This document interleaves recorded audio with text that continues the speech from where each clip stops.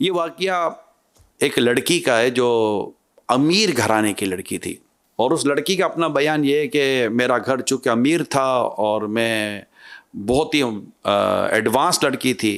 थे तो मुसलमान, लेकिन कोई मजहबी तौर तरीके हमारे घर में या फैमिली में नहीं थे, और मुझ पे भी यही था कि मैं मॉडर्न बन के और फैशनेबल बनकर और इस तरह बन के मैं रहूं और जीऊं। मेरी गैदरिंग भी इसी तरह की थी। वो लड़की कहती थी अचानक मेरी तबीयत ख़राब हो गई, मैं हॉस्पिटल चली गई और मैंने वहाँ अपना ब्लड टेस्ट करवाया। जब ब्लड टेस्ट करवाया तो फिर मैं रिपोर्ट लेने जब गई तो डॉक्टर से मैंने जब पूछा तो डॉक्टर ने मेरे पाँव तले ज़मीन निकाल दी कि कहा कि तुम्हें तो फलां फलां बीमारी है। ये सुनते ही जैसे मुझे ऐसा लगा कि अगर टेबल ना हो तो मैं गिर जाती, और मेरे औसान ख़ता हो गए कि अब मेरा क्या हाल होगा, अब ये बीमारी से जान कैसे छूटेगी।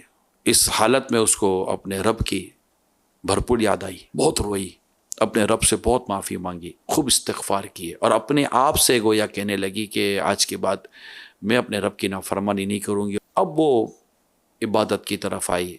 कुरान, तस्बीह, इबादत, रियाज़त और रब के हुज़ूर रोना, इस्तिग़फ़ार, ये मेरी ज़िंदगी का मामूल हो गया। मेरी सारी गैदरिंग वैदरिंग सब मैंने ख़त्म कर दी कि बस अब मेरी ज़िंदगी की जो सांसें बाकी हैं मैं अपने रब की इबादत करूँगी।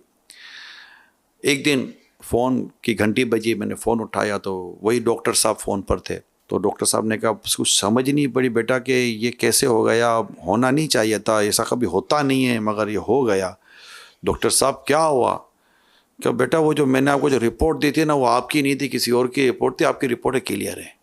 आ गई जहाँ तने बे जहाँ में आना क्या है। यानी बिल्कुल लड़की कहने लगी कि जैसे कि मुझे ऐसा लगा मैं बादलों में उड़ गई हूँ, मेरी वो खुशी की तो मेरी इंतहा ना रही, मेरा डिप्रेशन सब ख़त्म हो गया।